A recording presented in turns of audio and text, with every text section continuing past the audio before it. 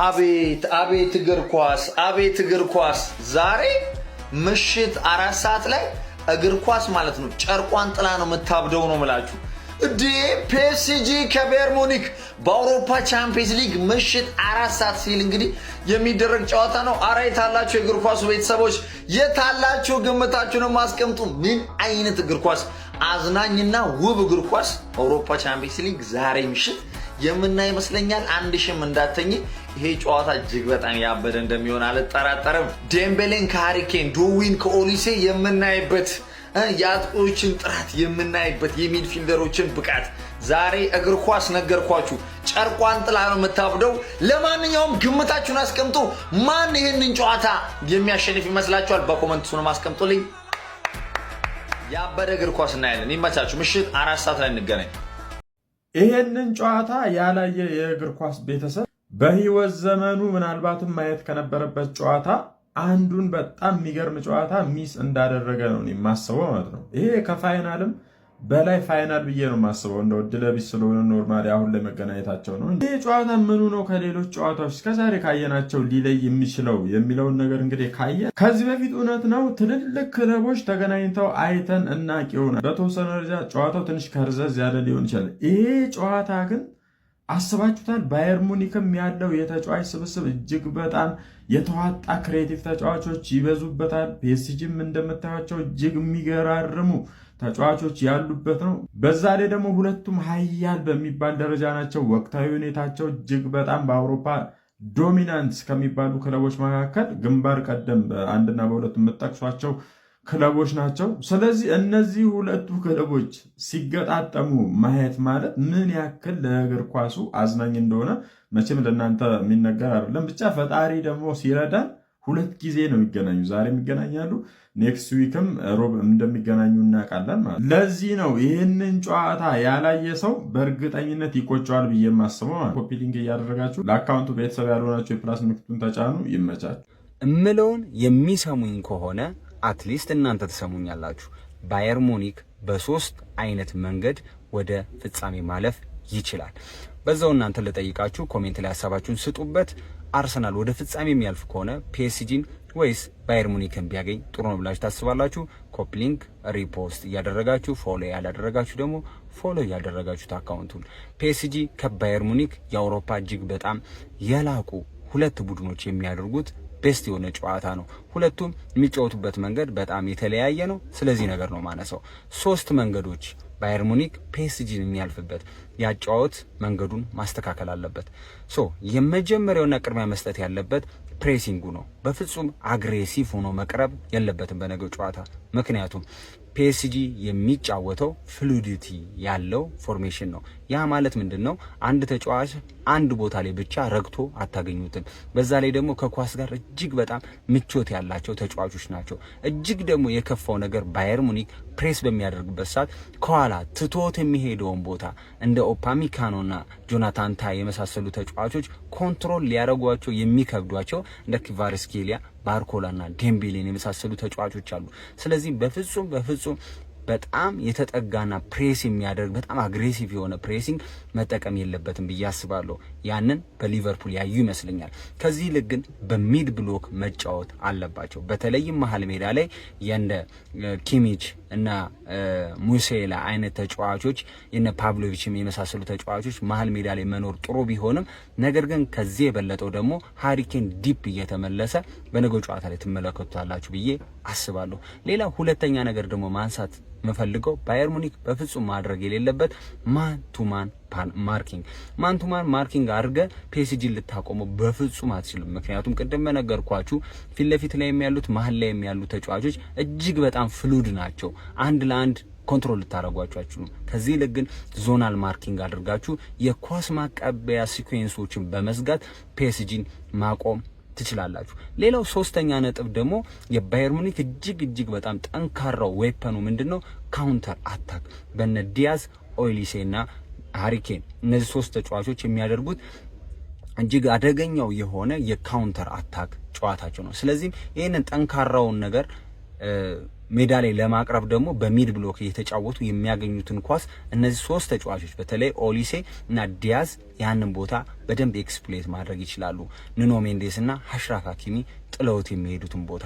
ሌላው ማንሳት የምፈልገው በዚህ ጨዋታ ላይ በተለይ ባየር ሙኒክ የቆሙ ኳሶችን የሚያገኝ ከሆነ በደንብ አድርጎ የፒኤስጂን ዊክነስ ማግኘት ይችላል። ያንን ዊክነስ ኤክስፕሎይት ማድረግና ግብ ማስቆጠርና ማሸነፍ ይችላል ብዬ አስባለሁ። ከዚህ ጨዋታ ላይ ማስተካከል ያለበት ሌላው ባየር ሙኒክ የአንድ ለአንድ ችግሮችን መፍታት አለበት። የኦፓሚካኖ በተለይ በጣም ነው የሚያሳስበኝ። የግል ስህተት አለው፣ እሱም ማስተካከል አለበት። ከኋላ ትተውት የሚሄዱትን ስፔስ በደንብ ኮንትሮል ማድረግ አለባቸው፣ ማየት አለባቸው። ይህንን የምሰራው ባየር ሙኒክ ለፍጻሜ እንዲደርስና አርሰናል ከባየር ሙኒክ እንዲጫወቱ ስለምፈልግ ነው። እናንተ ሀሳብ አስተያየቶቻችሁ ኮሜንት ላይ መቻችሁ። ሁለት እሳት የሆነ የአጥቂ ክፍል ያላቸው የአውሮፓ ሀያላን ክለቦች ፓሪስ ሳን ጀርመን እና ባየር ሙኒክ ዛሬ በኤሮፓን ሻምፒዮንስ ሊግ በግማሽ ፍጻሜ እርስ በእርስ ለመጣጣል ይፋለማሉ።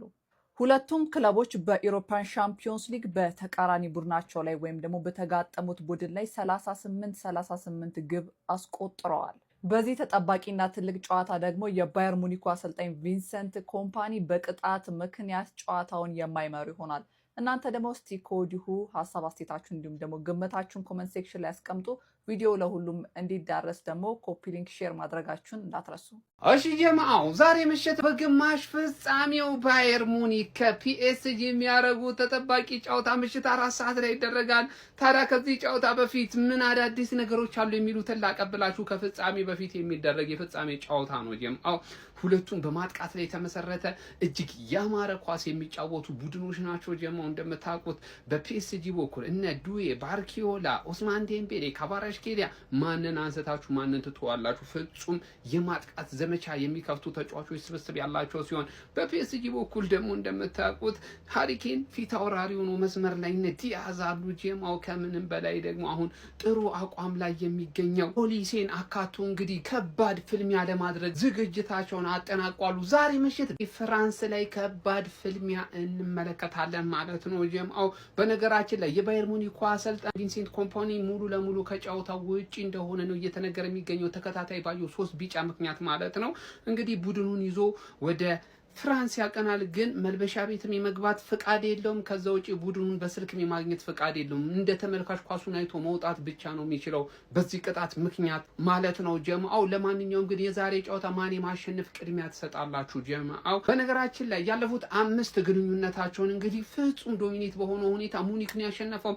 5ቱንም ጨዋታ ማሸነፍ ችሏል ማለት ነው ባየር ሙኒክ። የጨዋታ እንዳመልጣችሁ ይመቻችሁ። ነው የምትለው እግር ኳስ ዛሬ በቃ ጨርቋን ጥላ ነው የምታብደው ነው የምልህ አባቴ። ፒኤስጂ ከባየር ሙኒክ ምን አይነት ጨዋታ ነው ልናይ የምንችለው?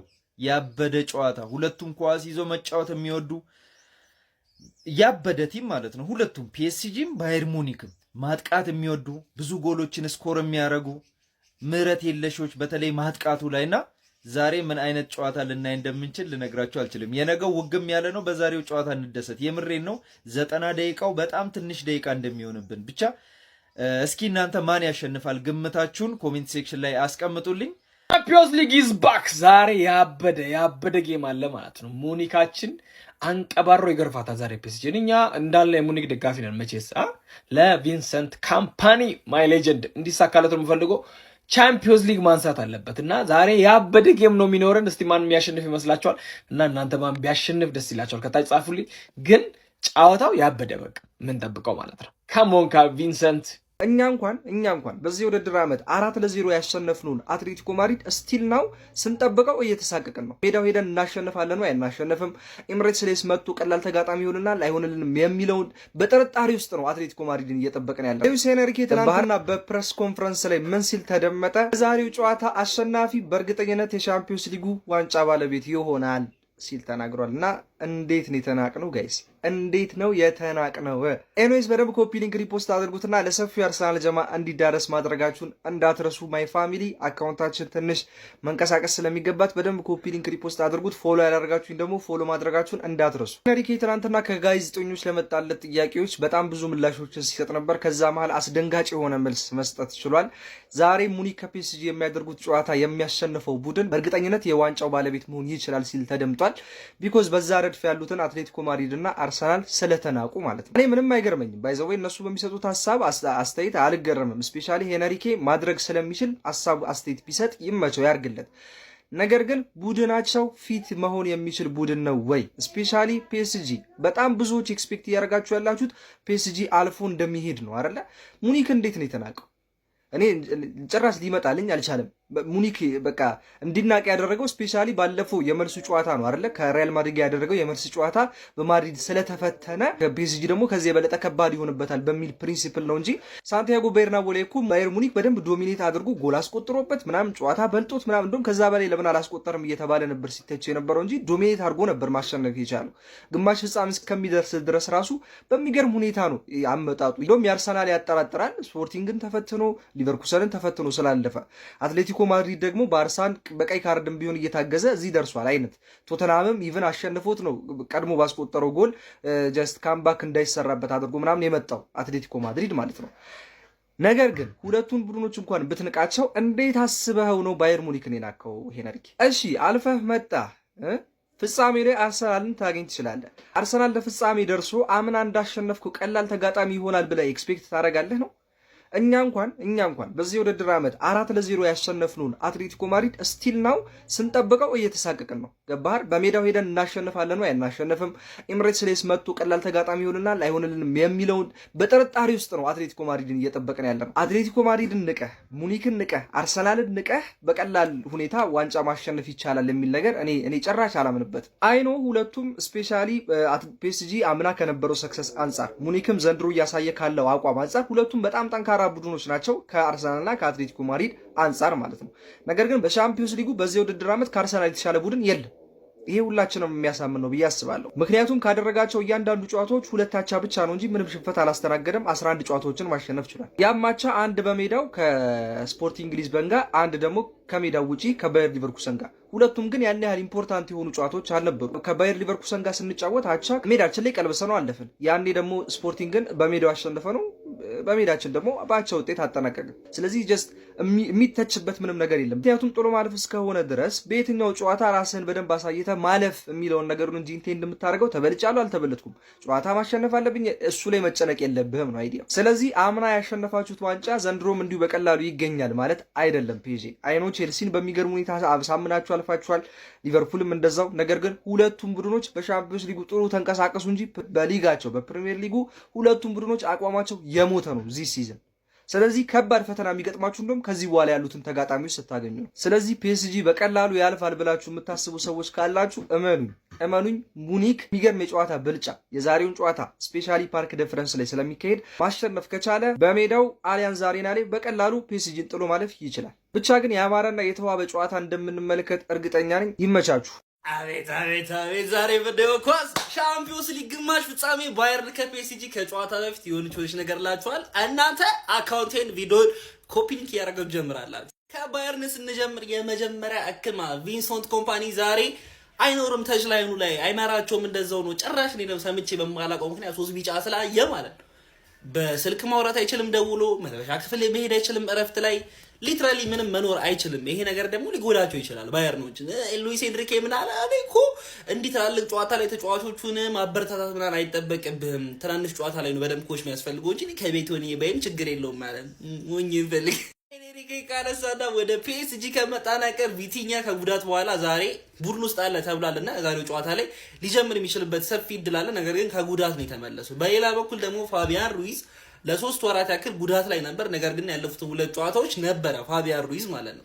ኖርማሊ በዚያ ዓመት ሲጠቀም ያየነው ሚድፊልድ ይሄ ነው፣ የሆነ ቤስ ቪቲኒያ እና ዛየር ኤምሪ። ነገር ግን ያው አንፕሬዲክተብል የሆነ ቡድን እንደሆነ ታውቃላችሁ አይደል? ፒኤስጂ ያለፈው ዓመት ሻምፒዮንስ ሊጉን የበሉ ደግሞ ዛየር ኤምሪ ሳይኖር በሶስቱ እንደሆነ ስለምታውቁ ሜቢ ቪቲኒያ ላይ ሪስክ ላለመውሰድ ፋቢያን ሩይዝን 6 ቁጥር አድርጎ ከዛ የሆነ ቤዝ እና ከዛየር ኤምሪ ጋር ያጫውቷል። ወይስ ደግሞ ሰውየው ቪቲኒያን አስገብቶ ከጉዳት ከረጅም ጊዜ ጉዳት በኋላ የተመለሰውን ፋቢያን ሩይዝ ከጨዋታው ፔስ ጋር አብሮ ላይ ስለሚችል ብሎ በዚያ ዓመት ሲጠቀም የነበረው ሚድፊልድ ይዞ ይቆያሉ የሚለው ነገር አጠያቂ ነው። በጣም ኢንተረስቲንግ የሆነ ጌም ነው ይሄ። ስለዚህ ጌም ኢንተረስቲንግነት ስናወራ ደግሞ የባየርን አታክ አለማንሳት ንፉግነት ነው ማለት ኬን ኦሊሴ እና ሉዊስ ዲያዝ በዚህ ዓመት ሻምፒዮንስ ሊግ ላይ እንደነሱ ሃይስት ኤክስጂ ያለው የለም፣ ብዙ ጎል ያስቆጠረ ቲም የለም እንደ ቲም ማለት ነው።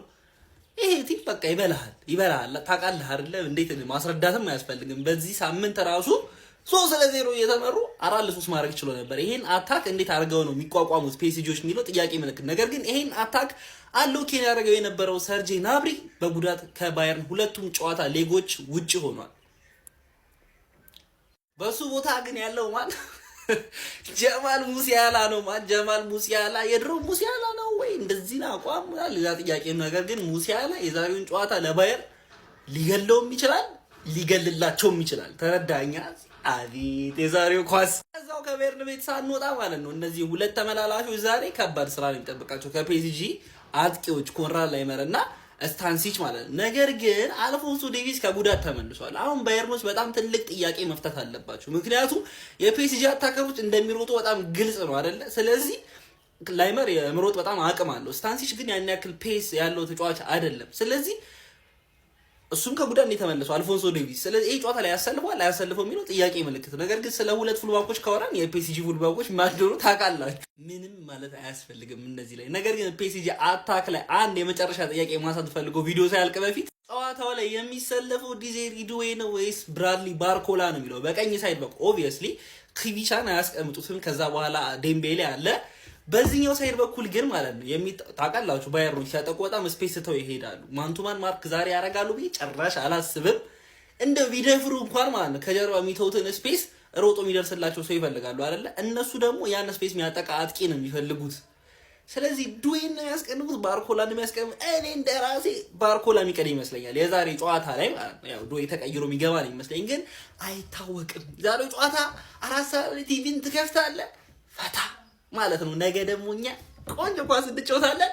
ስለዚህ እንደሚያል ኮሜንት ላይ አስቀምጡልኝ። ፎሎ፣ ኮፒ፣ ሼር ፎሎ አርጉ እንጂ እና ፎሎ አታረግም። የመቻቻ